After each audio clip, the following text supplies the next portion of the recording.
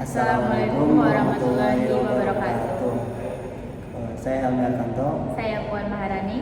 Kami mahasiswa S1 Prodi Akuntansi Universitas Pamulang ingin mempresentasikan materi tentang penerapan strategi litbang dan strategi SIM dengan mata kuliah manajemen strategi. Sebelumnya saya ingin menjelaskan apa sih itu litbang. Litbang itu adalah singkatan dari penelitian dan pengembangan yang merupakan proses sistematis untuk menghasilkan pengetahuan baru atau menyempurnakan produk atau layanan yang sudah ada. Proses ini melibatkan kegiatan penelitian untuk mengumpulkan data dan informasi, lalu melakukan pengembangan berdasarkan hasil penelitian tersebut untuk menciptakan sesuatu yang baru atau memperbaiki yang sudah ada, seperti perangkat keras, perangkat lunak, ataupun metode-metode yang lainnya.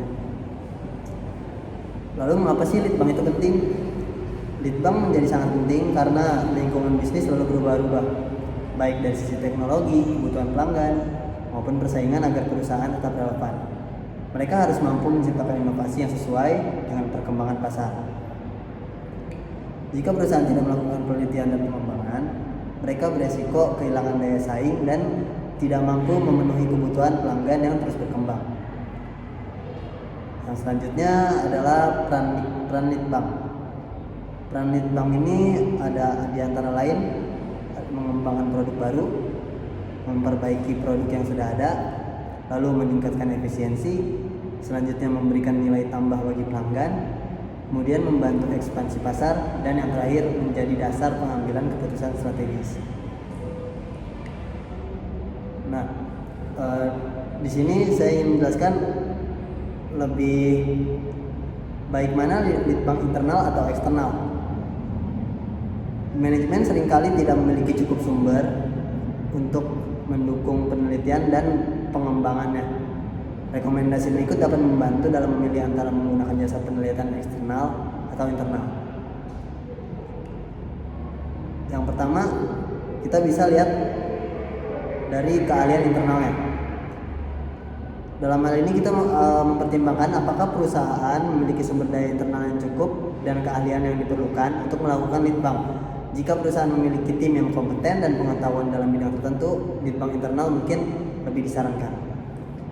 Kemudian kita lihat dari risiko dan fleksibilitasnya.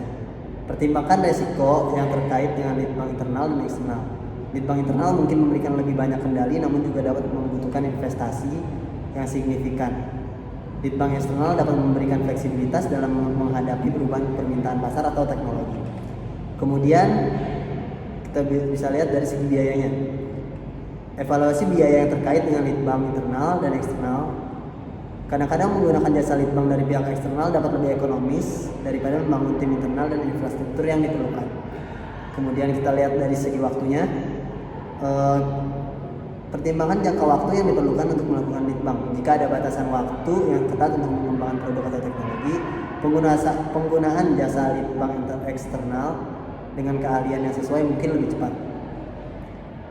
Yang selanjutnya kita lihat dari spesialisasinya.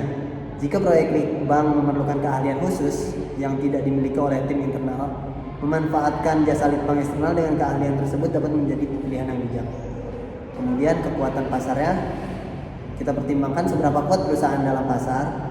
Jika perusahaan memiliki pangsa pasar yang signifikan atau daya tawar yang sangat kuat, mungkin lebih mudah untuk menjalankan litbang internal. Selanjutnya kita lihat dari kemajuan teknologinya. Perhatikan seberapa cepat teknologi perkembangan dalam industri yang ingin diimplementasikan. Jika perubahan teknologi sangat cepat, litbang eksternal dengan akses ke pengetahuan terbaru dapat memberikan keunggulan kompetitif. Selanjutnya, yang terakhir kita bisa lihat dari kerjasamanya. Jika ada peluang untuk berkolaborasi dengan mitra litbang eksternal yang memiliki keahlian yang dibutuhkan, ini juga bisa menjadi pilihan yang terbaik. Selanjutnya, kebijakan litbang dapat meningkatkan upaya implementasi strategi dalam beberapa hal. Contohnya seperti peningkatan produk atau proses, riset dasar atau terapan, pemimpin atau pengikut dalam litbang, lalu tipe proses robotik atau manual, kemudian alokasi dana untuk lead banknya, lalu melakukan lead bank sendiri atau mengontrakkan, dan kita bisa lihat dari sumber penelitinya.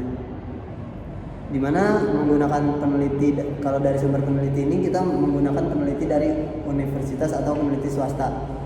Itu akan berbeda tergantung pada jenis pengetahuan dan keahlian yang diperlukan.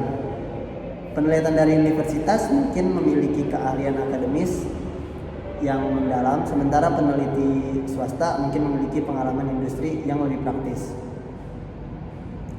Selanjutnya ada 3 pendekatan penelitian dan pengembangan yang penting untuk digunakan dalam menerapkan strategi. Yang pertama, menjadi perusahaan pertama dengan produk teknologi baru, di mana pendekatan ini melibatkan inovasi dan peluncuran produk teknologi baru yang belum pernah ada di pasaran. Ini bisa memberikan perusahaan keunggulan pertama dalam pasar dengan produk yang menghadirkan solusi baru atau fitur yang belum ada sebelumnya. Selanjutnya, menjadi peniru yang inovatif. Pendekatan ini melibatkan mengamati produk-produk yang telah sukses di pasar dan mencoba untuk menghasilkan produk serupa yang memiliki fitur-fitur inovatif. Lalu yang terakhir, ada pendekatan di mana menjadi produsen berbiaya rendah, di mana hal ini fokus pada menghasilkan produk yang serupa dengan produk yang baru diperkenalkan, namun dengan biaya atau kos produksi yang lebih rendah. Dengan demikian, perusahaan dapat menawarkan produk dengan harga yang lebih murah kepada konsumen. Yang selanjutnya ada isu-isu sistem informasi manajemen. Sebelum masuk ke isu-isunya, kita harus tahu dulu sistem informasi manajemen atau SIM itu apa. Jadi, SIM itu adalah kerangka kerja atau rangkaian terintegrasi dari prosedur, proses, database, perangkat lunak, dan perangkat keras yang dirancang untuk mengumpulkan, mengolah, menyimpan, dan menyediakan informasi yang relevan, akurat, dan tepat waktu kepada manajemen dalam organisasi. Nah, tujuan utama dari sistem informasi manajemen adalah untuk membantu manajer dalam pengambilan keputusan yang baik dan mendukung efisiensi operasional serta pencapaian tujuan strategis perusahaan. Untuk komponennya itu ada 5. Untuk komponennya itu ada 7. Komponen yang pertama itu data collection. SIM ini mengumpulkan data dari berbagai sumber di dalam dan di luar organisasi. Nah, datanya ini bisa berupa informasi tentang pelanggan, transaksi, persediaan, karyawan, dan aspek lain dari operasi bisnisnya. Lalu ada data processing. Setelah data terkumpul tadi, SIM memprosesnya menjadi informasi yang lebih berarti. Nah, proses ini melibatkan pemrosesan, pengolahan, analisis, dan transformasi data menjadi format yang berguna dan dapat dimengerti oleh manajemen. Lalu selanjutnya ada data storage. Nah, data ini telah diproses dan disimpan di dalam database. Jadi basis data ini dapat berupa penyimpanan fisik atau dalam bentuk digitalnya. Informasi yang disimpan itu harus dapat diakses dengan cepat dan aman oleh pengguna yang berwenang.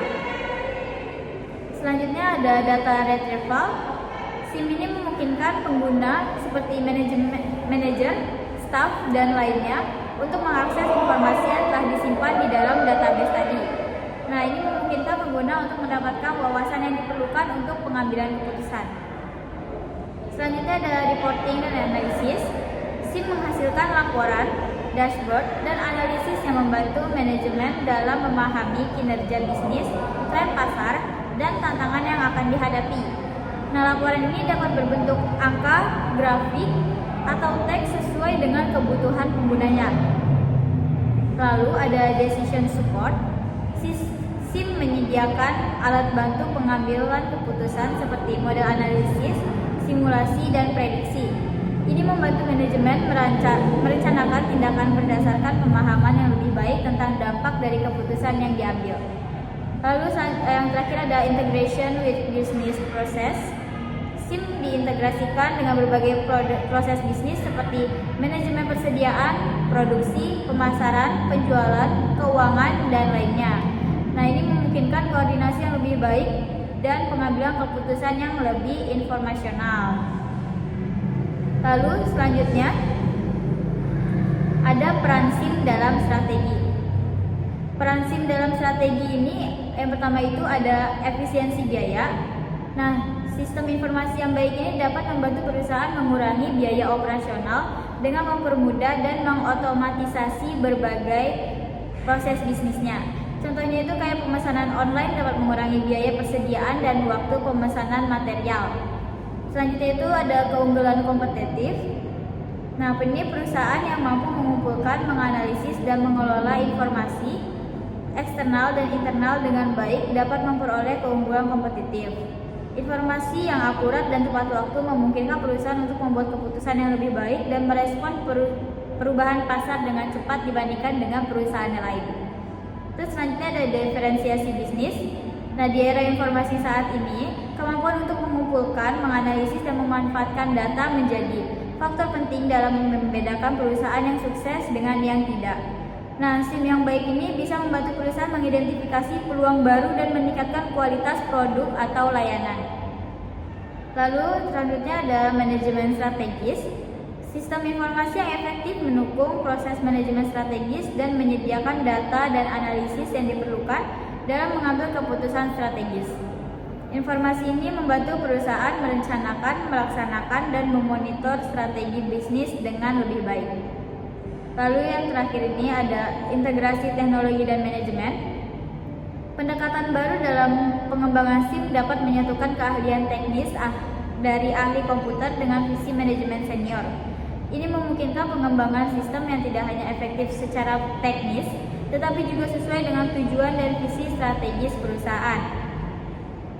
Lalu selanjutnya ada contoh kasus retail dan persediaan. Kasusnya itu pengelolaan pelayanan pelanggan di sebuah restoran cepat saji. Untuk masalahnya itu seperti proses pelayanannya lambat dan sering terjadi antrian. Terus juga sering ada kesalahan pesanan. Data penjualannya tidak rapi dan sulit dianalisis. Lalu yang keempat ini ada keluhan pelanggan yang tidak terdokumentasi. Untuk solusi dengan SIM ini, untuk contohnya itu sistem pos untuk mempercepat dan menertibkan pemesanan. Lalu untuk sering adanya kesalahan pesanan ini bisa solusinya dengan integrasi kasir dan dapur untuk mengurangi kesalahannya. Lalu ya ada data penjualan tidak rapi dan sulit dianalisis. Ini bisa solusinya dengan laporan penjualan otomatis untuk analisis cepat.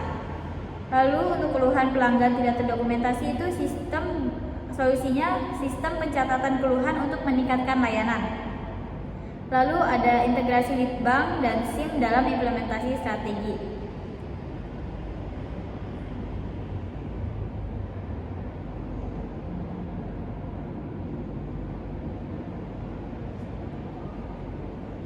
SIM menyediakan data akurat untuk mendukung riset lead bank, lalu mempercepat inovasi karena informasi pasar itu mudah diakses.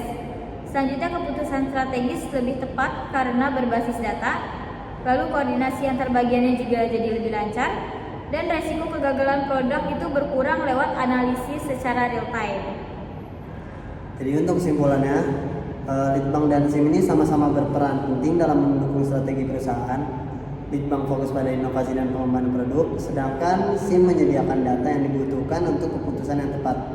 Ketika keduanya terintegrasi, perusahaan dapat berinovasi lebih cepat, bekerja lebih efisien, dan menjalankan strategi dengan lebih efektif. Mungkin sekian dari kami, kurang lebihnya mohon maaf. Assalamualaikum warahmatullahi wabarakatuh.